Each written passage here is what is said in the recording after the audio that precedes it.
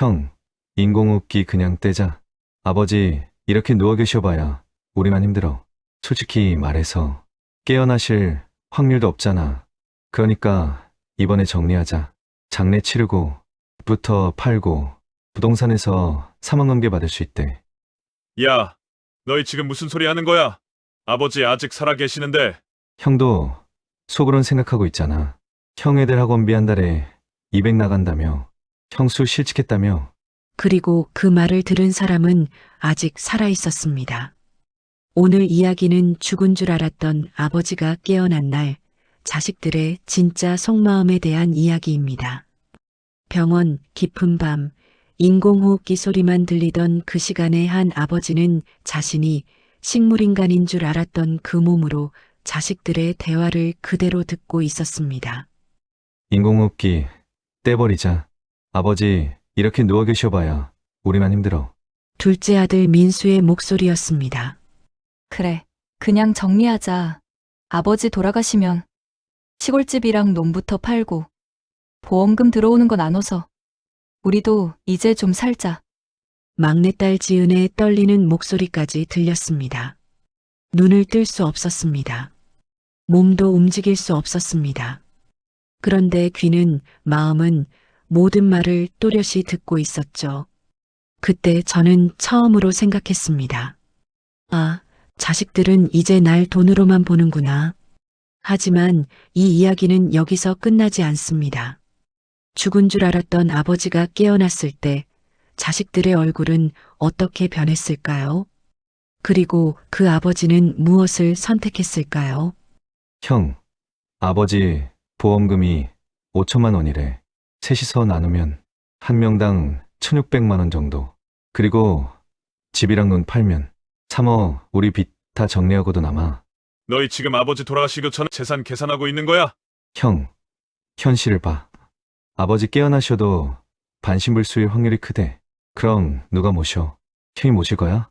간병인비 한 달에 400만 원이야. 그 순간 알았습니다. 내가 평생 일해서 모은 돈이 애들에겐 내 목숨값이 된 거구나.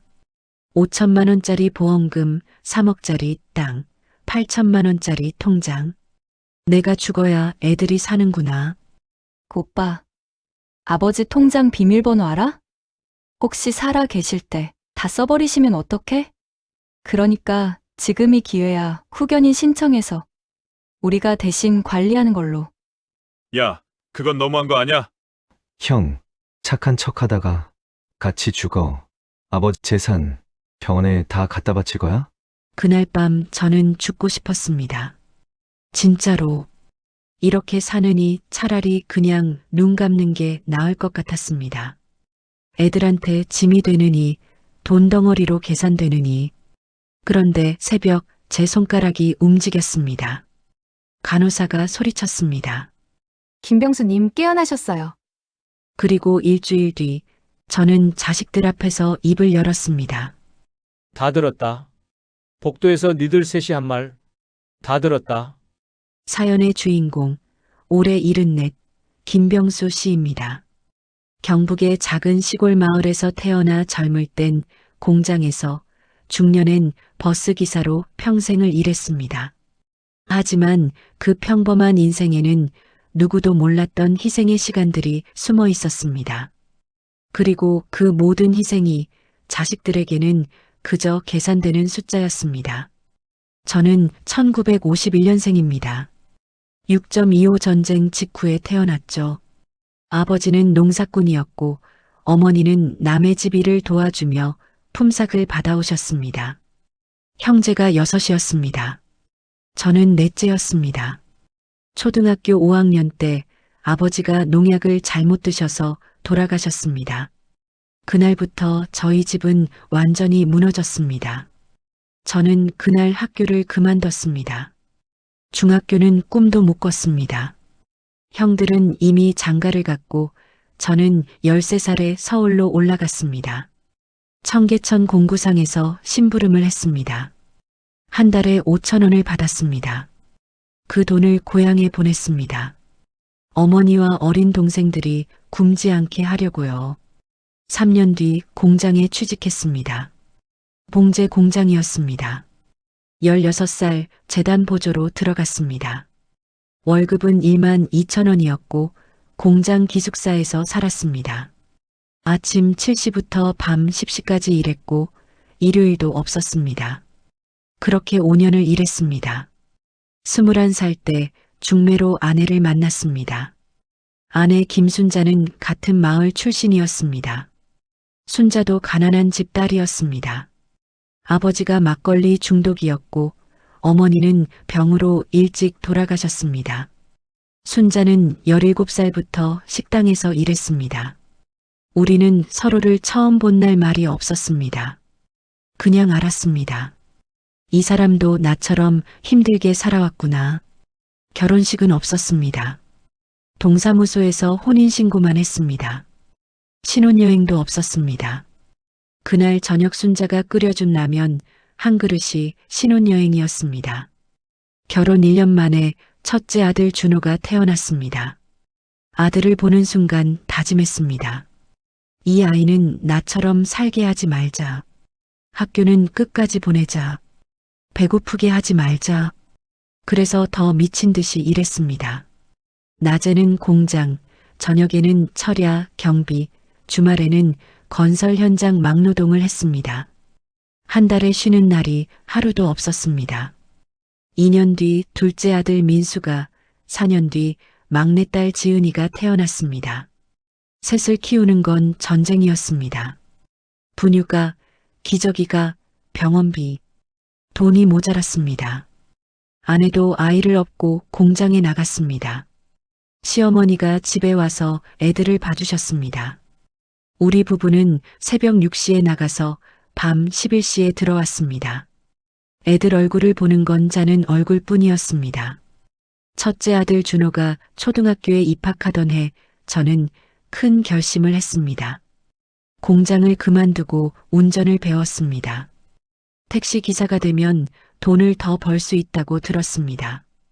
학원비 80만 원을 빚을 내서 면허를 땄습니다. 그런데 택시 회사에서 떨어졌습니다. 경력이 없다고, 나이가 많다고요. 36이 많다는 겁니다. 다시 공장으로 돌아갈 수밖에 없었습니다. 하지만 6개월 뒤 기회가 왔습니다. 마을버스 회사에서 사람을 뽑았습니다. 면접을 봤습니다. 월급 45만 원이었는데 공장보다 10만 원 더 많았습니다. 붙었습니다. 그날 밤 아내와 둘이서 소주 한 병을 마셨습니다. 순자가 울었습니다. 여보, 우리도 이제 좀 살 수 있겠죠? 저도 울었습니다. 하지만 버스 기사 일은 생각보다 힘들었습니다. 새벽 4시 30분 출근에 첫 차가 5시 20분이었습니다. 마지막 차는 밤 11시 30분이었고요. 하루 18시간을 버스에서 살았습니다. 허리가 끊어질 것 같았습니다. 무릎이 아팠습니다. 치질이 생겼습니다. 그래도 참았습니다. 월급날이 되면 통장에 찍힌 숫자를 보며 버텼습니다. 아이들은 자랐습니다. 초등학교, 중학교, 고등학교로 올라갔습니다. 첫째 아들 준호는 공부를 잘했습니다. 중학교 내내 전교 10등 안에 들었습니다. 선생님이 말했습니다. 이 정도면 서울대학도 갈 수 있습니다. 그 말을 듣고 가슴이 뛰었습니다. 우리 아들이 대학을, 서울대학을. 하지만 동시에 겁이 났습니다. 대학 등록금을 감당할 수 있을까? 첫째 아들 준호가 고3이 되던 해 IMF가 터졌습니다. 1997년이었습니다. 회사들이 무너졌습니다. 은행이 문을 닫았습니다. 실업자가 거리에 넘쳤습니다. 버스 회사도 휘청거렸습니다. 월급이 밀리기 시작했습니다. 한 달, 두 달. 첫째 준호 고3 겨울에 월급이 석 달째 안 나왔습니다. 통장에 8만 원이 남았습니다. 수능이 끝나고 준호가 대학 원서를 써야 했는데 원서 접수비만 10만 원이었습니다. 그날 밤 아내 몰래 집을 나섰습니다. 새벽 3시 청량리 인력시장에 갔습니다. 일용직을 구하러요. 추운 겨울이었습니다. 10명이 넘는 사람들이 광장에 앉아 있었습니다. 다들 저처럼 급한 사람들이었습니다. 인력 소장이 왔습니다. 오늘 철거 현장 5명. 저는 손을 들었습니다. 뽑혔습니다. 그날 하루 7만 원을 받았습니다. 일주일 동안 매일 나갔습니다. 페인트 칠, 철거, 집 나르기를 가리지 않았습니다. 40만 원을 모았습니다. 첫째 준호 원서 접수비를 내고 학원비를 내고 남은 돈으로 쌀을 샀습니다. 그리고 버스 회사로 돌아갔습니다. 월급이 다시 나오기 시작했습니다. 밀린 월급은 6개월 뒤에 받았습니다. 첫째 아들 준호는 대학에 합격했습니다. 지방 국립대 행정학과였습니다. 서울대학은 아니었지만 국립대였습니다. 등록금이 1년에 200만 원이었고 사립대 절반이었습니다. 그래도 저희에겐 큰 돈이었습니다. 학자금 대출을 받았습니다. 첫째 준호 명의로요. 준호가 말했습니다. 아빠, 제가 졸업하고 갚을게요. 가슴이 아팠습니다. 첫째 준호가 대학에 다니는 동안 집안 형편은 여전히 팍팍했습니다. 둘째 아들 민수가 고등학교에 올라갔습니다. 둘째 민수는 형과 달랐습니다. 공부에 흥미가 없었습니다. 성적이 바닥이었습니다. 담임 선생님이 불렀습니다. 아버님, 민수는 인문계보다 특성화고가 맞을 것 같습니다. 특성화고, 공업고등학교 말입니다. 집에 와서 둘째 민수에게 물었습니다. 너 뭐 하고 싶은 거 있냐? 둘째 민수가 대답했습니다. 저 요리 배우고 싶어요. 둘째 아들 민수는 조리과가 있는 특성화고에 진학했습니다. 고2 때 둘째 민수가 말했습니다. 아빠, 나 요리학원 다니면 안 돼? 학교에서 배우는 것만으로는 부족해. 학원비가 한 달에 40만 원이었습니다. 저는 그의 여름휴가를 포기했습니다. 대신 대리운전을 시작했습니다. 버스 끝나고 밤 10시부터 새벽 4시까지 일했습니다. 하루 3시간에서 4시간 자고 다시 버스를 몰았습니다. 몸이 망가지기 시작했습니다. 한 달을 그렇게 버티니 어느 날 버스 운전 중에 눈앞이 핑 돌았습니다. 정신을 차리니 중앙선을 넘어가고 있었습니다. 급브레이크를 밟았습니다. 승객들이 넘어졌습니다. 차를 세우고 10분 동안 핸들을 잡은 채 떨었습니다. 그날 병원에 갔습니다. 의사가 말했습니다. 혈압이 170입니다. 이대로 가다간 쓰러집니다. 약을 처방받았습니다. 한 달치 5만 원이었습니다. 하지만 대리운전은 그만둘 수 없었습니다. 둘째 민수 학원비, 첫째 준호 대학 생활비, 막내 지은이 중학교 학원비까지요. 한 달에 나가는 돈이 150만 원이 넘었습니다. 제 월급이 180만 원이었고 아내가 공장에서 80만 원을 벌었습니다. 합쳐도 260만 원인데 생활비 빼면 남는 게 없었습니다. 그래서 대리운전은 계속했습니다. 몸이 아파도 눈이 감겨도요. 어느 겨울밤 대리운전을 마치고 집에 돌아왔습니다. 새벽 4시였습니다. 문을 열고 들어가는데 부엌에 불이 켜져 있었습니다. 아내가 식탁에 앉아 있었습니다. 울고 있었습니다. 여보, 당신 이러다 죽어요. 그냥 애들 대학 그만두게 해요. 당신 건강이 더 중요해요. 저는 아내를 안았습니다. 괜찮아. 조금만 더 버티면 돼. 첫째 준호 졸업하면 나아질 거야. 하지만 아내의 말이 맞았습니다. 3년 뒤 첫째 준호가 대학을 졸업했습니다. 공무원 시험을 준비한다고 했습니다. 또 2년을 기다려야 했습니다. 그 사이 둘째 민수는 고등학교를 졸업하고 작은 식당에 취직했습니다. 월급 120만 원이었습니다. 막내 지은이는 고2가 됐습니다. 지은이도 공부를 못했습니다. 간호학과를 가고 싶다고 했습니다. 전문대라도 보내야 했습니다. 그의 봄 아내가 쓰러졌습니다. 새벽에 아내가 화장실에서 토했습니다. 피를 토했습니다. 119를 불렀습니다. 응급실로 갔습니다. CT를 찍었습니다. 의사가 불렀습니다. 위암입니다. 3기고요.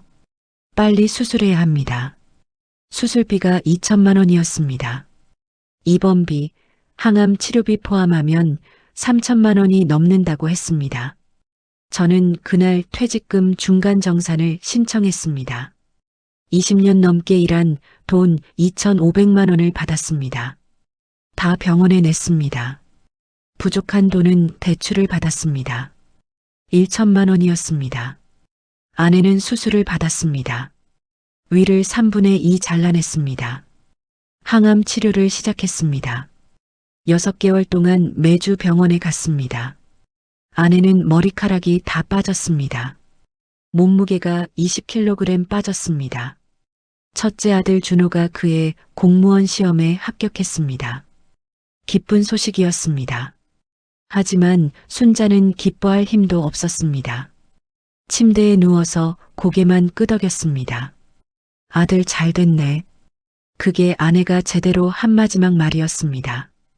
일주일 뒤 순자가 혼수 상태에 빠졌습니다. 의사가 말했습니다. 더 이상 방법이 없습니다. 준비하세요. 아내는 3일 뒤 세상을 떠났습니다. 장례식장에서 첫째 아들 준호가 제 어깨를 두드리며 말했습니다. 아버지, 이제 좀 쉬세요. 제가 취직했으니까 이제 제가 집안 좀 도울게요. 둘째 아들 민수도 고개를 숙이며 말했습니다. 아버지, 제가 효도할게요. 막내딸 지은이는 울기만 했습니다. 저는 그 말들을 믿었습니다. 이제 애들이 다 컸으니까 이제 좀 쉴 수 있을 거라고요. 하지만 현실은 달랐습니다. 첫째 준호는 공무원이 되자마자 결혼을 했습니다. 결혼 비용으로 3천만 원이 들었습니다. 저는 집을 담보로 대출을 받아서 도와줬습니다. 둘째 민수는 식당을 그만두고 자기 가게를 차렸습니다. 치킨집이었습니다. 창업 비용 5천만 원 중에서 제가 2천만 원을 보탰습니다. 평생 모은 적금을 다 깼습니다. 막내딸 지은이는 전문대를 졸업하고 간호조무사가 됐습니다. 그리고 곧바로 결혼했습니다. 셋 다 결혼하고 나니 제 통장에 남은 돈은 500만 원이었습니다. 환갑이 지났습니다. 정년퇴직을 했습니다. 퇴직금 3천만 원을 받았습니다. 빚을 다 갚고 나니 1천만 원이 남았습니다. 시골집으로 내려갔습니다. 부모님이 물려주신 집과 논 2,000평, 국민연금 90만 원. 그게 제가 평생 일해서 남긴 전부였습니다. 시골로 내려온 뒤 김병수 씨의 삶은 조용했습니다. 처음엔 좋았습니다. 30년 만에 아침에 일어나서 출근할 곳이 없다는 게요. 텃밭을 가꿨습니다. 상추, 고추, 토마토를 심었습니다. 마을 회관에 나가서 동네 분들과 바둑도 뒀습니다. 저녁엔 TV를 보다가 구시면 잠들었습니다. 평화로웠습니다. 하지만 외로웠습니다. 자식들은 거의 연락하지 않았습니다. 첫째 아들 준호는 한 달에 한 번 전화했습니다. 아버지 건강하시죠? 저 바빠서요. 3분 통화였습니다.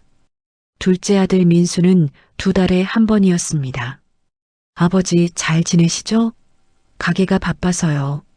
막내딸 지은이는 가끔 문자를 보냈습니다.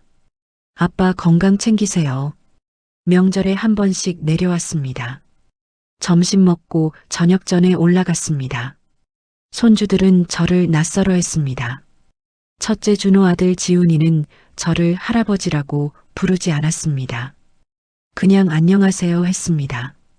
둘째 민수 딸 예린이는 제 얼굴도 제대로 보지 않았습니다. 휴대폰만 봤습니다.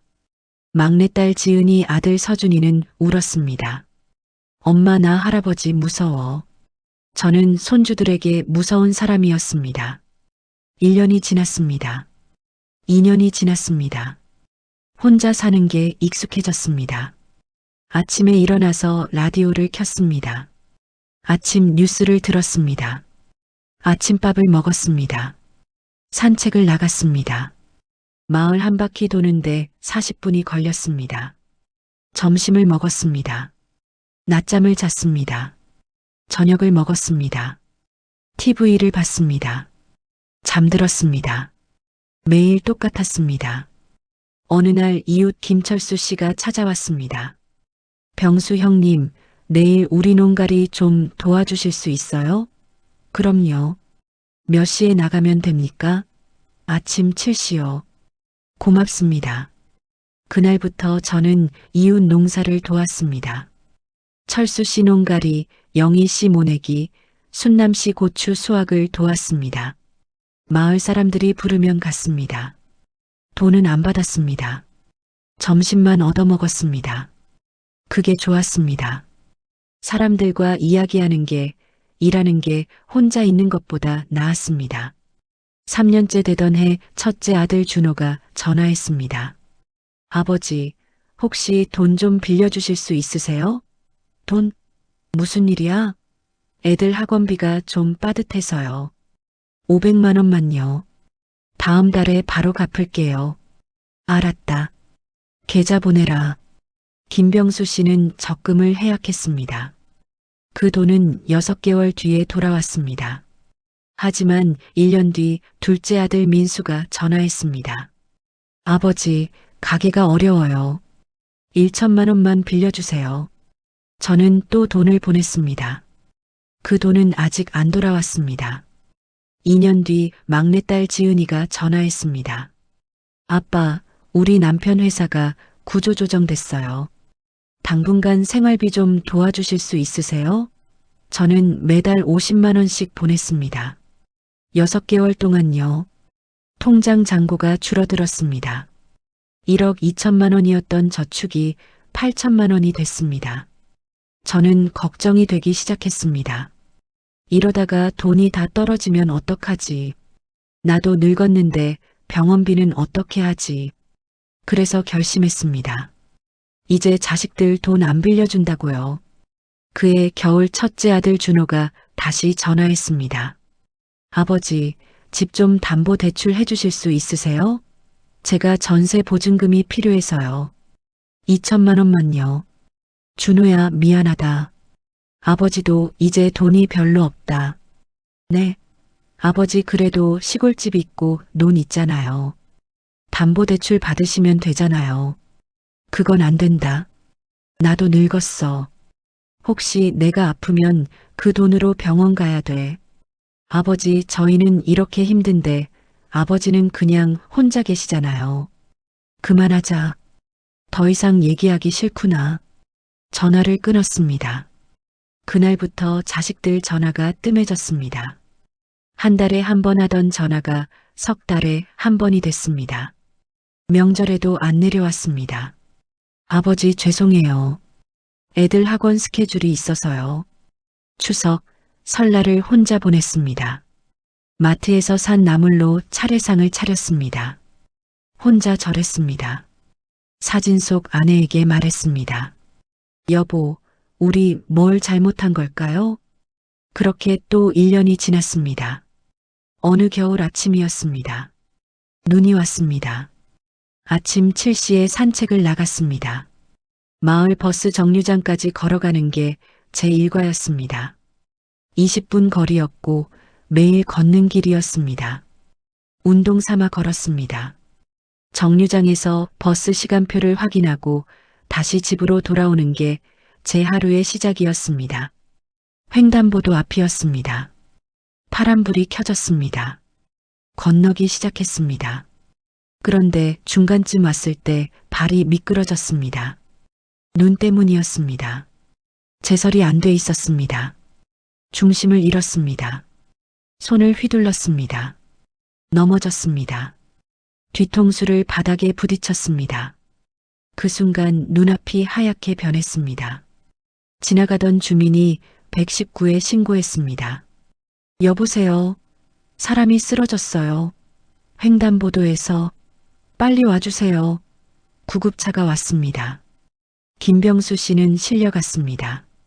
의식이 없었습니다. 응급실에서 의사가 CT를 확인했습니다. 경막하 출혈입니다. 뇌 손상이 있습니다. 즉시 중환자실로 옮기세요. 첫째 아들 준호가 가장 먼저 병원에 도착했습니다. 의사 선생님, 제 아버지 상태가 어떻습니까? 지금은 의식이 없으십니다. 뇌출혈이 심한 편입니다. 경과를 지켜봐야 하는데 솔직히 말씀드리면 깨어나지 못하실 가능성이 높습니다. 그럼 어떻게 됩니까? 최악의 경우 식물인간 상태가 될 수 있습니다. 아니면 그대로. 첫째 준호는 고개를 떨궜습니다.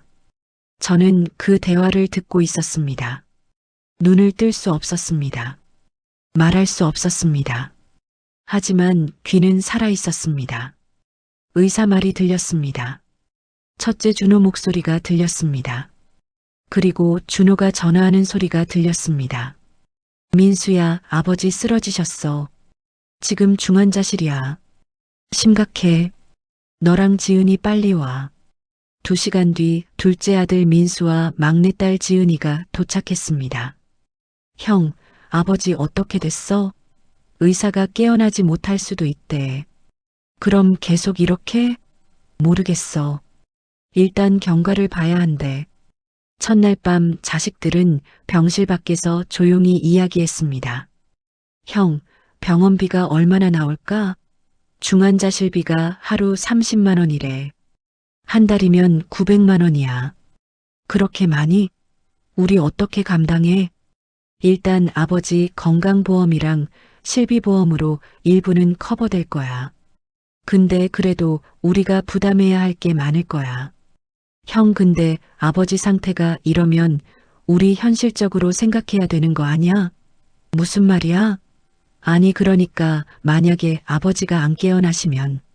그 순간 제 가슴이 철렁했습니다. 둘째 민수가 뭘 말하려는지 알았습니다. 야, 지금 무슨 소리 하는 거야? 아버지 쓰러지신 지 하루도 안 됐는데.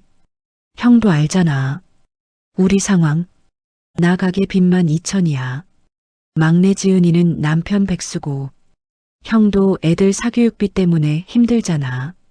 오빠 말이 틀린 말은 아니야. 야, 지은아, 너마저.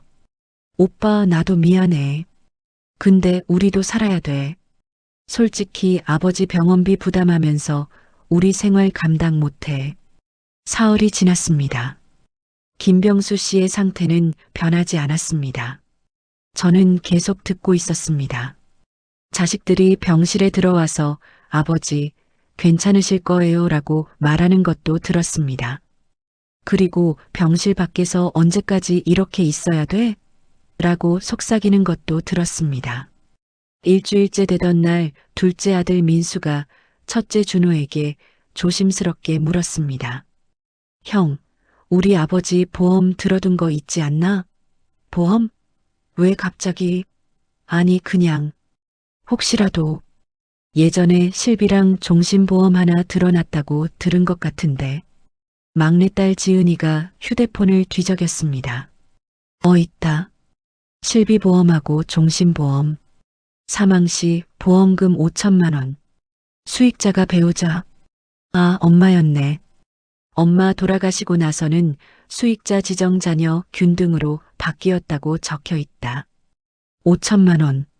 셋이서 나누면 한 명당 1,600 정도 되겠네. 야, 무슨 소리야.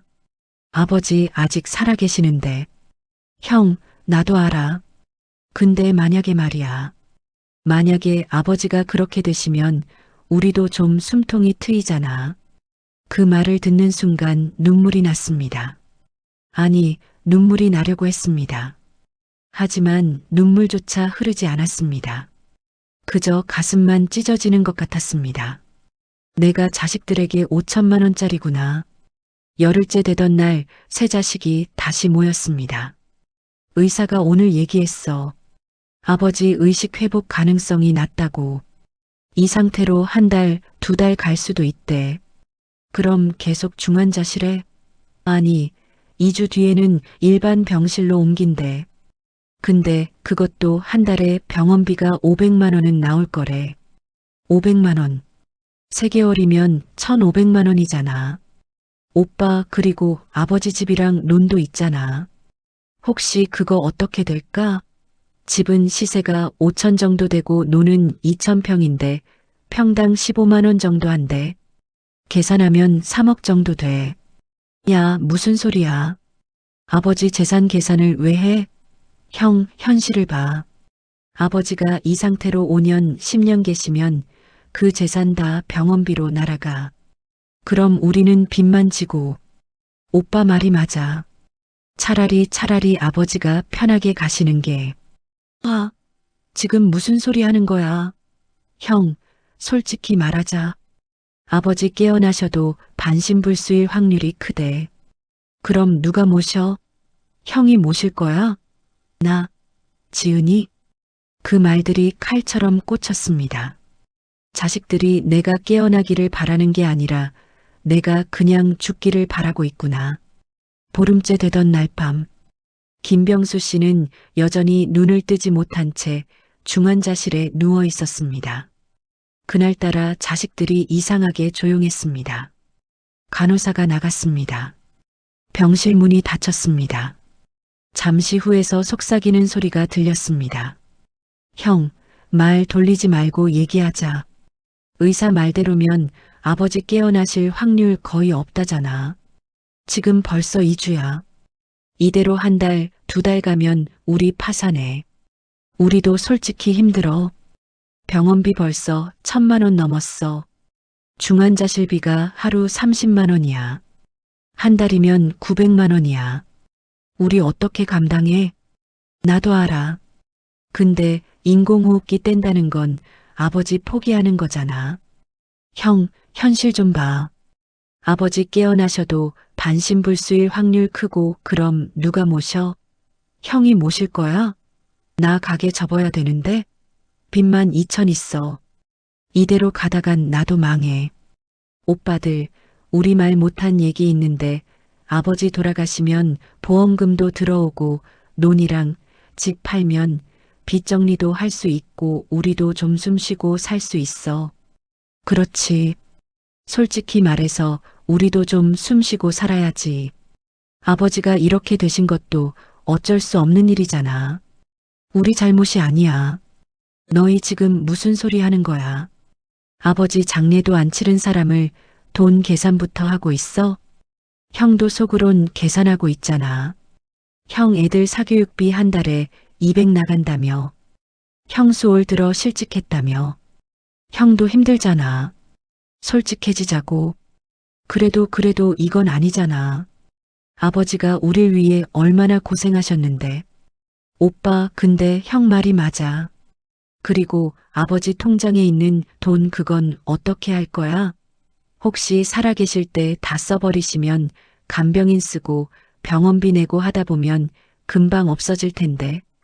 8천만 원 있다며? 그러니까 지금이 기회야. 후견인 신청해서 우리가 대신 관리하는 걸로.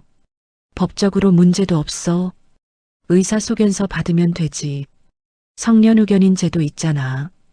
그거 신청하면 아버지 재산 우리가 관리할 수 있어. 야, 그건 좀 너무한 거 아니야? 아버지가 의식 없다고 재산 가져가는 건 그건 도둑질이랑 다를 게 뭐야? 뭐가? 형, 착한 척하다가 다 같이 죽어. 아버지 평생 모은 돈 병원에 다 갖다 바치고 우리는 빚만 남고. 그게 맞아? 아버지도 살아계시면 우리 주실 거야. 우리 살라고 모은 돈이잖아. 오빠 말이 맞아.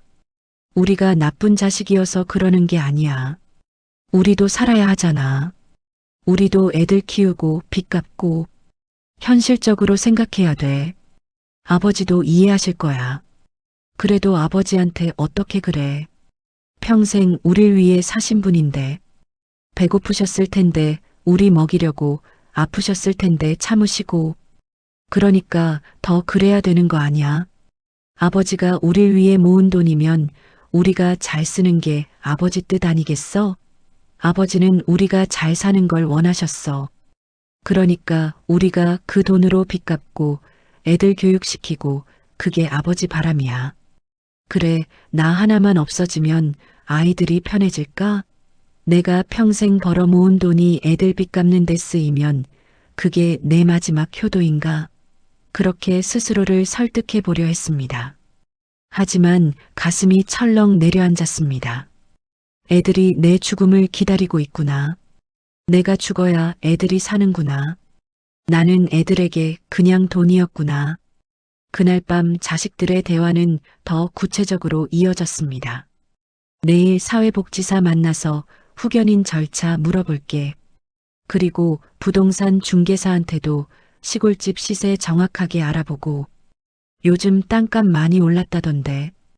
오빠, 아버지 통장 비밀번호 알아? 휴대폰은 어디 있어? 혹시 집에 현금도 있을지 몰라. 옛날 사람들은 집에 현금 보관하잖아. 집에 있을 거야. 주말에 내려가서 찾아볼게. 통장이랑 도장, 인감증명서 그런 거 다 챙겨야 돼. 그리고 집 등기부등본도 떼고. 너희 진짜 이러는 거야? 이거 나중에 문제되면 어떡하려고. 무슨 문제? 우리가 나쁜 짓 하는 거 아니야. 아버지 재산 지키는 거야. 병원에서 다 까먹게 놔둘 거야? 그게 더 잘못이지. 형, 감정적으로 생각하지 마. 현실을 봐. 오빠, 그리고 우리 나중에 상속세도 생각해야 돼. 집이랑 론 합치면 3억 넘는데 상속세 얼마나 나올지 알아? 미리 증여하는 게 나을 수도 있어. 그래.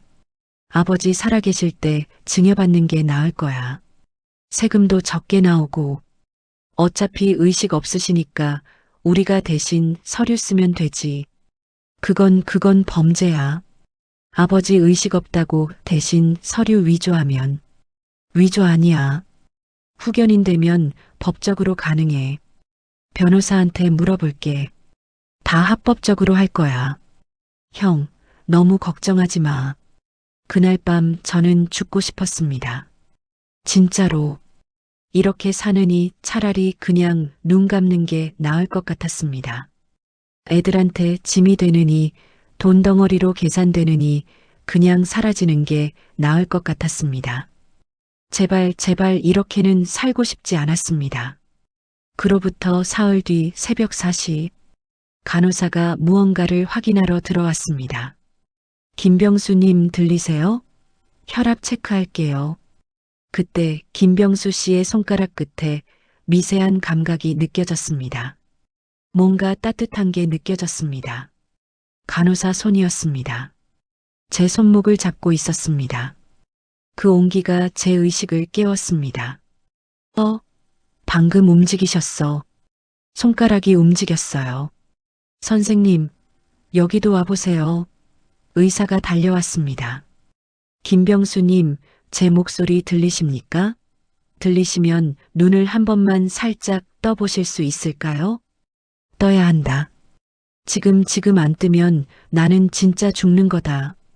애들이 원하는 대로 그냥 인공호흡기 떼고 장례 치르고 재산 나눠 갖고 그렇게 끝나는 거다. 안 돼. 아직 안 돼. 나는 아직 살아있다. 살고 싶다. 죽고 싶지 않다. 김병수 씨는 온몸의 힘을 눈꺼풀에 모았습니다. 천천히 아주 천천히 눈이 열렸습니다. 김병수님, 깨어나셨습니다. 간호사, 보호자 연락. 의료진은 놀랐습니다. 의식 회복입니다. 가족분들, 기적이에요. 2주 만에 의식을 찾으셨어요. 하지만 가장 놀란 사람은 누구보다도 김병수 씨 자신이었습니다. 그래, 나는 아직 살아있었다.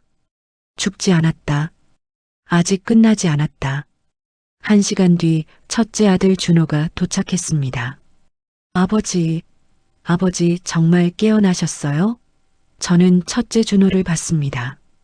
그리고 눈을 감았습니다. 말하고 싶지 않았습니다. 아버지, 전 준호예요. 아들이에요. 아버지, 들리세요? 들렸습니다. 하지만 대답하지 않았습니다. 며칠 동안 김병수 씨는 말을 하지 않았습니다. 눈은 떴습니다. 의사 지시를 따랐습니다. 손가락을 움직였습니다. 고개를 끄덕였습니다. 하지만 자식들에게는 말 한마디 하지 않았습니다. 아버지, 제 말 들리세요? 저 둘째 민수예요. 들렸습니다. 복도에서 하던 말들도 기억합니다. 후견인 신청, 통장 비밀번호, 집 등기부등본. 다 기억합니다.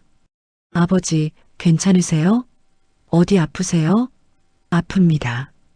가슴이, 마음이. 하지만 말하지 않았습니다. 5일째 되던 날 의사가 가족들을 불렀습니다. 김병수님 의식은 완전히 돌아오셨습니다. 다만 아직 말씀을 안 하시는데 이건 심리적인 문제일 수 있습니다. 시간이 필요합니다. 재활치료를 시작하면 어느 정도 회복 가능성이 있습니다. 다만 시간이 오래 걸릴 겁니다. 최소 6개월은 재활치료를 받으셔야 합니다. 그럼 퇴원은 언제쯤? 일주일 뒤 일반 병실로 옮기시고 한 달 뒤 재활병원으로 옮기거나 집에서 간병인을 쓰셔야 할 수도 있습니다. 간병인 비용이 한 달에 얼마예요? 24시간 간병이면 한 달에 400만 원 정도 예상하시면 됩니다. 6개월이면 2,400만 원 정도요. 2,400만 원. 그 모든 말이 김병수 씨의 가슴에 박혔습니다. 내가 깨어났는데도 애들은 돈 계산만 하는구나. 그날 밤 저는 처음으로 입을 열었습니다. 간호사가 물을 먹여주러 왔을 때였습니다. 간호사에게 조용히 말했습니다. 사회복지사 상담 받고 싶습니다. 간호사가 놀랐습니다. 김병수님, 말씀하시네요. 저는 고개를 끄덕였습니다. 이틀 뒤 김병수 씨는 자식들을 모두 불렀습니다. 준호, 민수, 지은이. 셋 다 들어와라. 세 자식은 놀란 얼굴로 병실에 들어왔습니다. 아버지, 말씀하시네요. 정말 다행이에요. 앉아라. 할 말이 있다. 자식 셋은 침대 옆에 섰습니다. 나 다 들었어. 예. 뭐요? 복도에서 니들 셋이 한 말 다 들었다.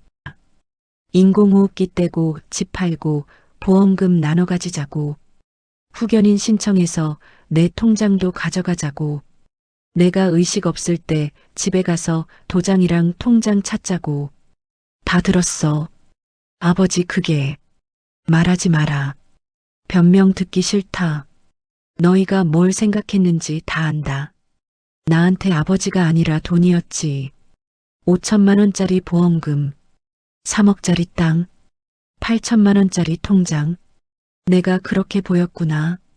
아버지, 그게 우리가 그럴 의도로 한 말은 아니고 저희도 너무 힘들어서 잠깐 정신이 나가서. 그래. 너희 힘든 거 안다. 너희도 빚 있고 애들 키우느라 고생하는 거 다 안다.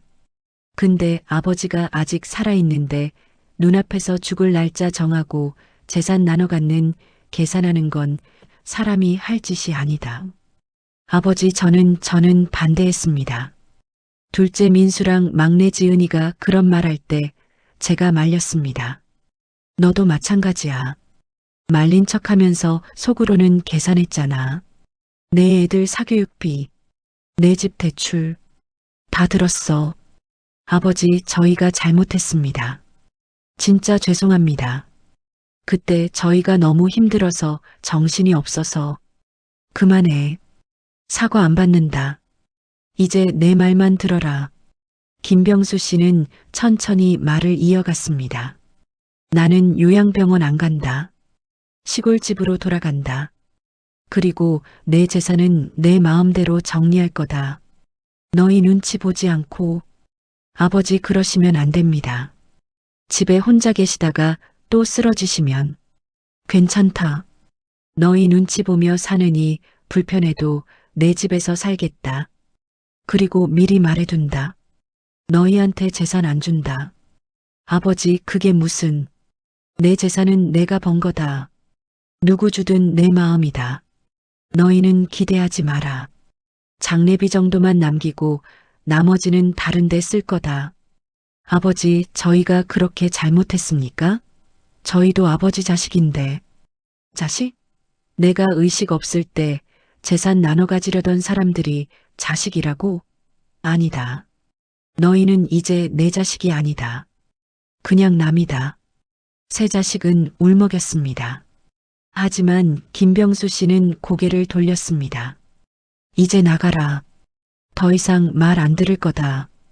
그날 이후 김병수 씨는 사회복지사와 상담을 시작했습니다. 김병수님, 편하게 말씀하세요. 제가 의식 없을 때 자식들이 제 재산을 처분하려고 했습니다. 후견인 신청도 하려 했고요. 저는 그 말을 다 들었습니다. 이런 경우 제가 법적으로 대비할 수 있는 방법이 있습니까? 김병수님, 지금 의식도 돌아오셨고 판단 능력도 있으시니 후견인 지정 같은 건 불가능합니다. 그리고 원하신다면 재산 처분이나 상속 계획을 새로 하실 수 있습니다. 유언장 작성도 가능하고요. 공증을 받으시면 법적 효력이 있습니다. 유언장 어떻게 쓰는 겁니까? 변호사나 법무사를 통해서 진행하시면 됩니다. 제가 연결해 드릴 수 있습니다. 병원 측에서는 의무 기록과 상담 기록을 남겼습니다. 한 달 뒤 김병수 씨는 일반 병실로 옮겼습니다. 재활 치료를 시작했습니다. 걷기 연습, 팔 운동, 언어 치료를 했습니다. 매일 조금씩 나아졌습니다. 제 목표는 하나였습니다. 혼자서도 살 수 있을 만큼 회복하는 것.